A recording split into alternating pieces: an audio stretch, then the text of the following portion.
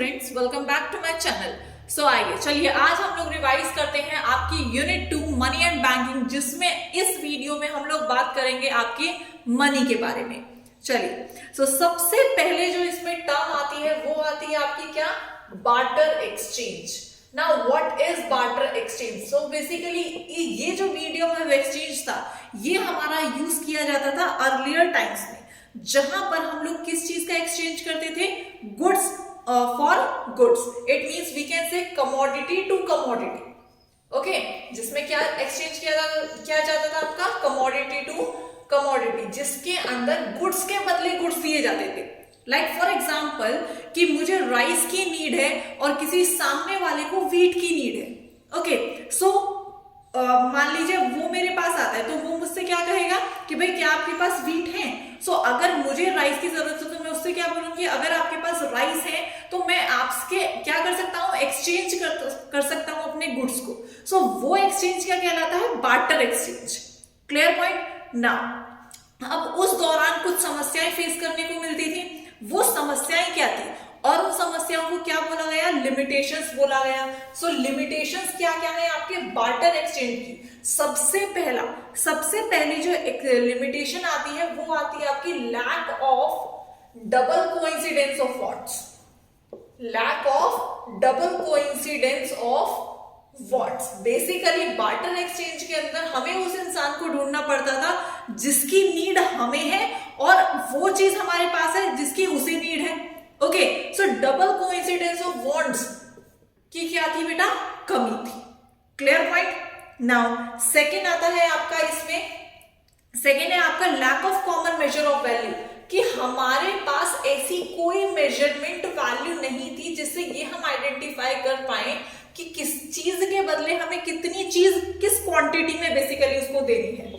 Okay, सो हम लोग ये कैसे आइडेंटिफाई करेंगे कि भाई एक ग्लास राइस के बदले मुझे कितना गेहूं मिले।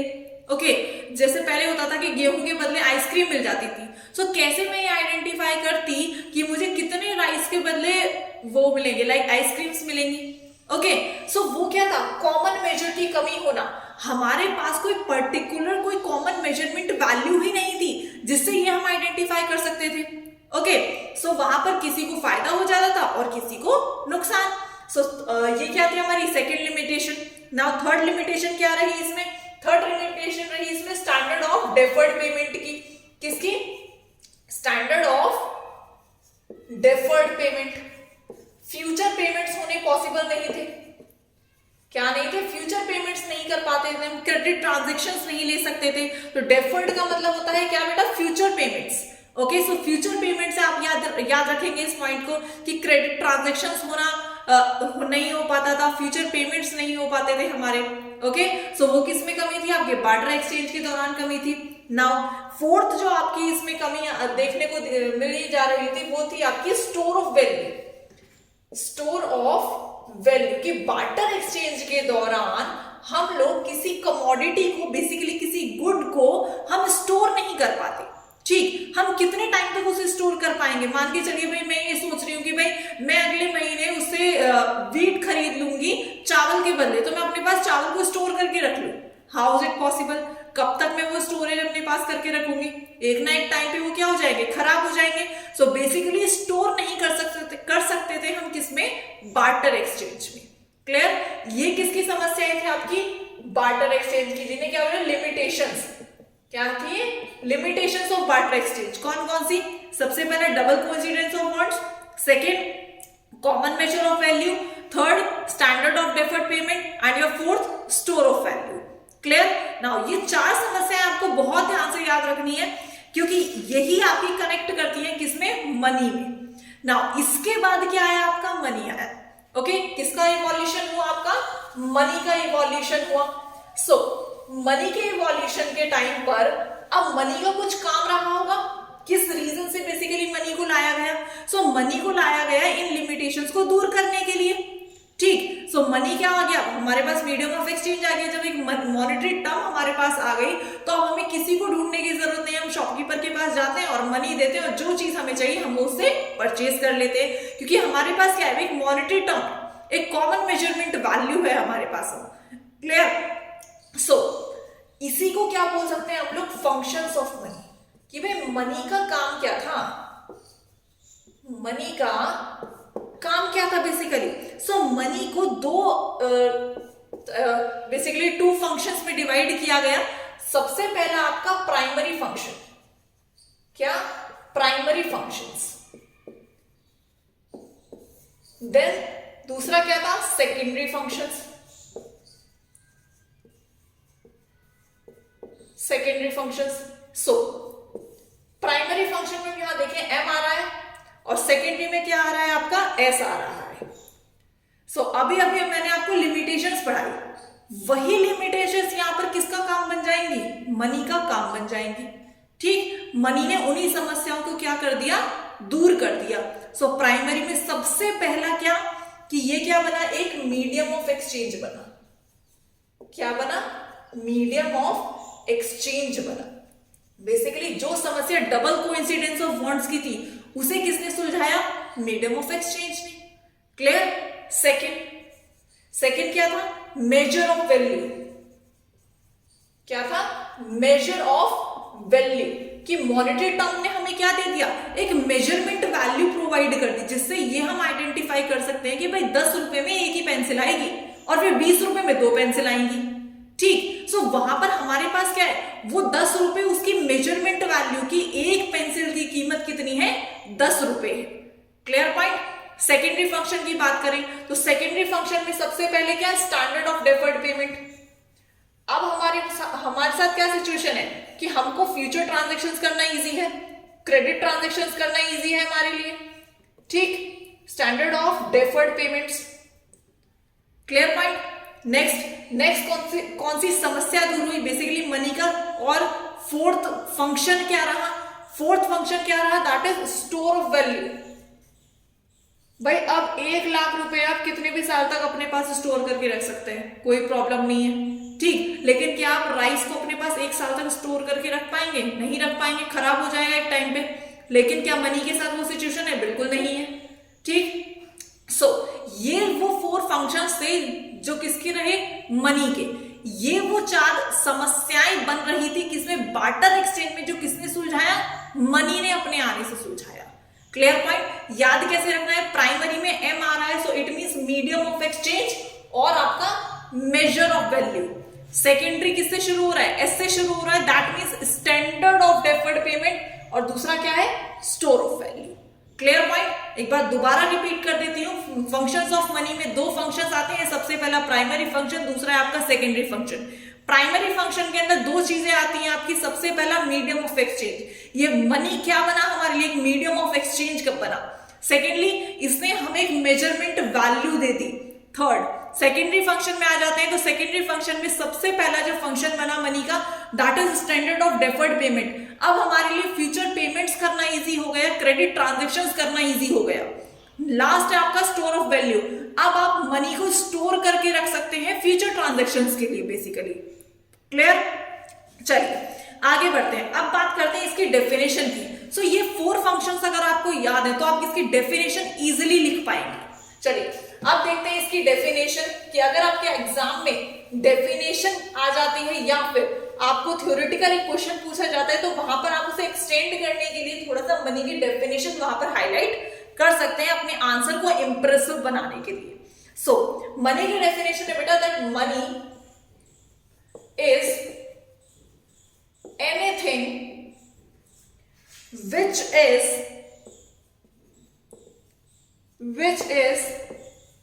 generally accepted as a। अब यहां से आपके फंक्शंस के नाम शुरू होंगे। सबसे पहला क्या, medium of exchange, medium of exchange. Second function कौन सा है आपका, मेजर ऑफ वैल्यू।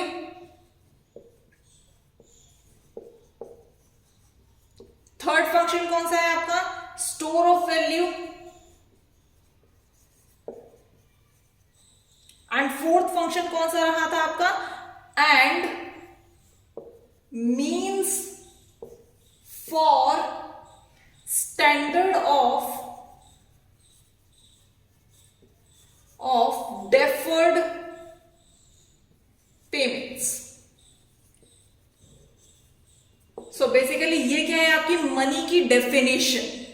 क्या है बेटा? मनी की डेफिनेशन। अगर आपको चारों फंक्शंस के नाम याद है, हेडिंग्स याद है, तो आपको ये डेफिनेशन इजीली याद हो सकती है। क्या है? सिर्फ और सिर्फ that money is anything. Money वो सब कुछ है विच इज जनरली एक्सेप्टेड, जिसको जनरली एक्सेप्ट किया जाता है किस चीज के through? As a medium of exchange, measure of value, store of value and means for standard of deferred payments. Clear? चलिए आगे बढ़ते हैं। अब बात करते हैं, लीगल डेफिनेशन होती है आपकी मनी। क्या है वो लीगल डेफिनेशन? सो लीगल डेफिनेशन बेसिकली जो कानून के तौर पर डेफिनेशन बनाई गई है कि मनी क्या है? Money is what the law says is money. Money is what the law says is money. कि मनी वो हर चीज है जिसको लॉ ने मनी बोल दिया वो मनी है। लाइक अगर मनी ने बोल दिया कि भाई ये मार्कर आपका आज से मॉनेटरी टर्म में कैलकुलेट किया जाएगा, मतलब ये मीडियम ऑफ एक्सचेंज बनेगा आज से, तो ये क्या हो गया हमारे लिए? मनी हो गया। क्लियर? चलिए, तो ये तो ये क्या? Legal definition, legal definition of money. Okay, चलिए अब आगे बात करते हैं। अब मनी के दो काइंड है। तो money is of two kinds. कौन कौन सी? सबसे पहला है आपका लीगल टेंडर मनी। क्या है? Legal tender money. एक दूसरा होता है आपका unlimited legal tender money. Okay, sorry, non legal tender money. सबसे पहले बात कर लेते हैं legal tender money. Legal tender money क्या है? Basically money which can be legally used to make payment of debts और other obligations is termed as legal tender money. Basically money वो है जो लीगली उसको यूज किया जाता है किस चीज के लिए? डेब्ट को पे करने के लिए या फिर और बाकी जितनी ऑब्लिगेशंस हैं उनको पूरा करने के लिए मनी का यूज किया जा रहा है। वो मनी क्या कहलाती है? आपकी लीगल टेंडर मनी कहलाती है। ओके, बेसिकली इसके अंदर लाइक हम लोग मॉनेटरी टर्म का यूज कर रहे हैं, 10 रुपए का यूज कर रहे हैं किसी का पेमेंट करने के लिए, कोई चीज खरीदने के लिए, तो वो 10 रुपए क्या है? लीगल टेंडर मनी है। ओके, नाउ अब इसके अंदर भी टू टाइप्स है। फर्स्ट क्या है आपका? फर्स्ट है आपका limited legal tender. Limited legal tender कि ये कुछ हद तक ही लीगल रहेगा। अब इसमें कौन सी चीज आएंगी? Like basically it refers to that form of legal tender money which can be paid in discharge of a डेब्ट up to a certain limit. की एक लिमिट, सर्टेन लिमिट होती है, उस लिमिट तक ही इसको एक्सेप्ट किया जा सकता है। मतलब अगर उस लिमिट के ऊपर अगर ये चीज पहुंच गई तो वहां पर एक्सेप्ट करना ना करना वो लेने वाले की मर्जी बन जाता है। For example coins. ओके, जो हमारे देश में जो कॉइन्स देखे जाते हैं वो क्या है? आपके लिमिटेड लीगल टेंडर में जाते हैं। किस में जाते हैं? लिमिटेड लीगल टेंडर में। सो बेसिकली बात यहां पर ये है कि लाइक जो कॉइन्स हैं आपके उनको एक लिमिट तक ही एक्सेप्ट किया जा सकता है। उस लिमिट को क्रॉस हो जाने के बाद रिफ्यूजल हम लोग दे सकते हैं उसको एक्सेप्ट करने का। ओके, फॉर एग्जाम्पल मान के चलिए कि 100 कॉइन्स तक ही हम लोग उसको एक्सेप्ट कर सकते हैं। अगर वो 100 कॉइन्स तक ऊपर पहुंच गया सो वहां पर हम उसके लिए क्या दे सकते हैं? रिफ्यूजल दे सकते हैं कि भाई हम इसको एक्सेप्ट नहीं कर रहे। चाहे तो कर सकते हैं लेकिन उसको मना करने की अब हमारे पास क्या है? अधिकार आ चुका है।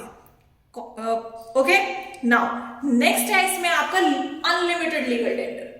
सेकेंड इसमें आता है आपका क्या? Unlimited legal tender. बेसिकली जिसको हम मना ही नहीं कर सकते, जिसके लिए हम कोई रिफ्यूजल नहीं दे सकते। ओके, वो क्या है? आपके पेपर नोट्स।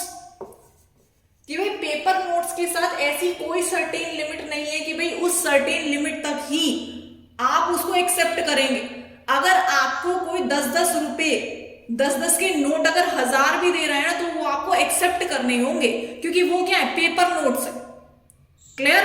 वहां पर कोई सर्टेन लिमिट नहीं है आपके ऊपर। अगर आपने उसके रिगार्डिंग ये बोला कि भाई मैं इसको रिफ्यूजल दिया तो आपके ऊपर लीगल एक्शन लिया जा सकता है। ओके, सो पेपर नोट्स को लेने से हम रिफ्यूजल नहीं दे सकते, क्योंकि ये किस में जाते हैं, आपके अनलिमिटेड लीगल टेंडर में जाते हैं। ओके, चलिए अब बात कर लेते हैं इसके सेकेंड पॉइंट की, that is your non legal tender money और we can say optional money. क्या है आपका नॉन लीगल टेंडर मनी, जिसको हम क्या कह सकते हैं, ऑप्शनल मनी भी हम लोग कह सकते हैं। So now what is non-legal tender money or we can say optional money? Basically it refers to that form of money which is generally accepted but legally one is not bound to accept it. इसका मतलब ये है बेटा कि इसको generally accept किया जा सकता है, लेकिन लीगली तौर पर इसको लेने के लिए हम कोई बाउंडेशन में नहीं है।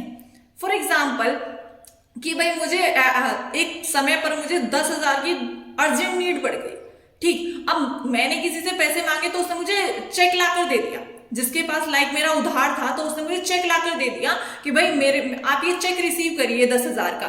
सो मैं वहां पर क्या कह सकती हूँ, भाई मुझे अर्जेंटली कैश की नीड है तो मुझे अभी कैश ही चाहिए, मैं ये चेक रिसीव नहीं करूंगी। सो चेक क्या है आपका नॉन लीगल टेंडर मनी, जिसके लिए मैं रिफ्यूजल दे सकती हूं कि भाई मुझे चेक नहीं चाहिए, मुझे कैश ही चाहिए। क्लियर पॉइंट, जिन्हें जनरली एक्सेप्ट तो किया जाता है बट हम किसी बाउंडेशन में नहीं है उनको एक्सेप्ट करने के लिए। क्लियर है, चलिए अब आगे बढ़ते हैं आपके नेक्स्ट टॉपिक पर, that is your bank money. क्या है आपका bank money? So bank money क्या है? So that it refers to demand deposits. क्या है ये? डिमांड डिपॉजिट्स, जो कौन क्रिएट करता है? आपके कमर्शियल बैंक्स क्रिएट करते हैं। ओके, सो जितने भी डिमांड डिपॉजिट्स होते हैं आपके, जिनको कौन क्रिएट करते हैं? कमर्शियल बैंक्स क्रिएट करते हैं, वो क्या है? आपका बैंक मनी है। Now what is demand deposits?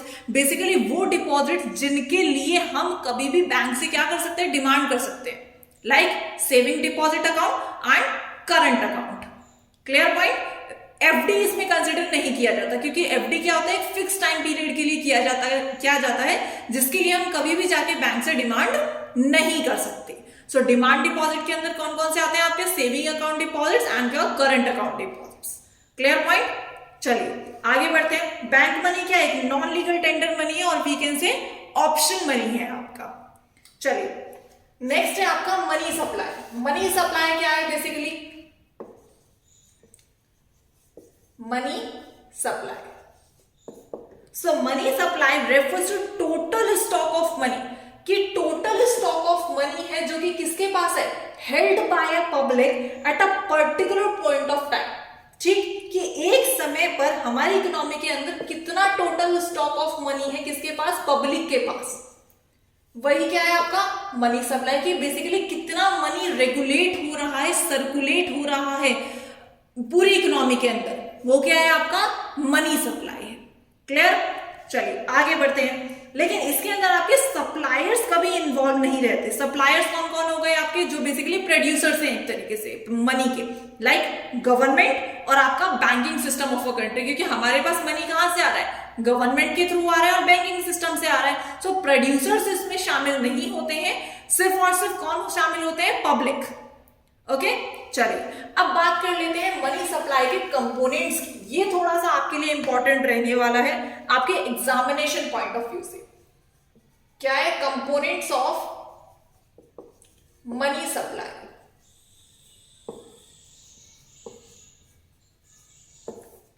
ना फर्स्ट कंपोनेंट आता है इसमें करेंसी विद पब्लिक। क्या है?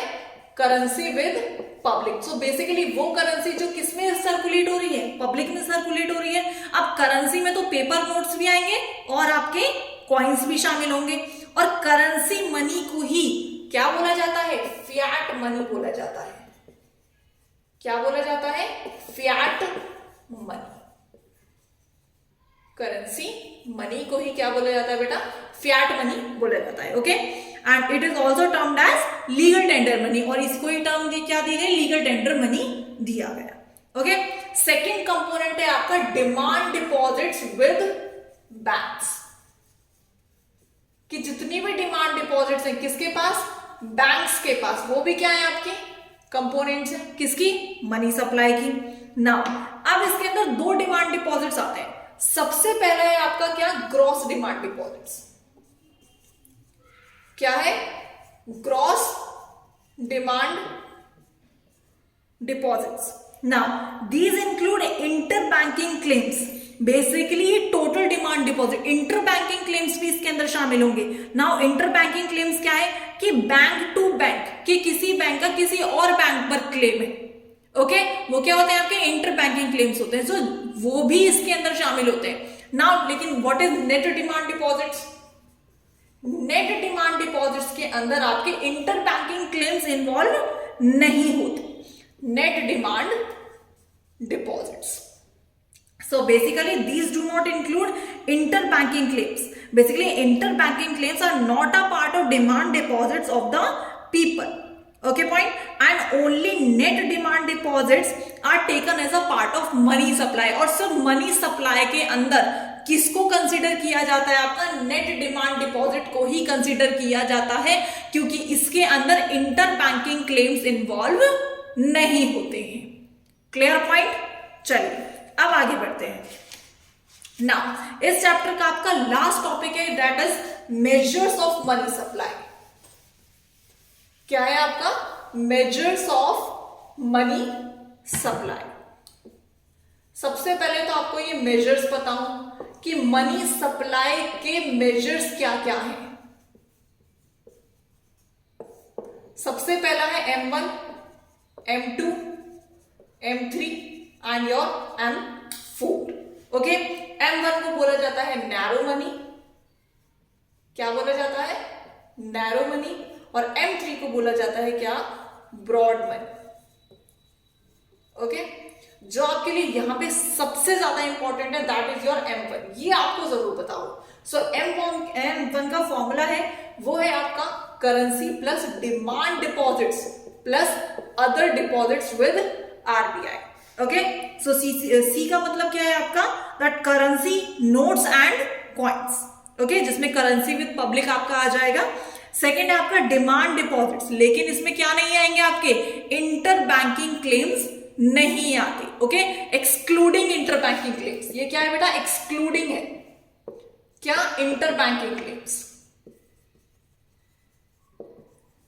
Inter banking claims.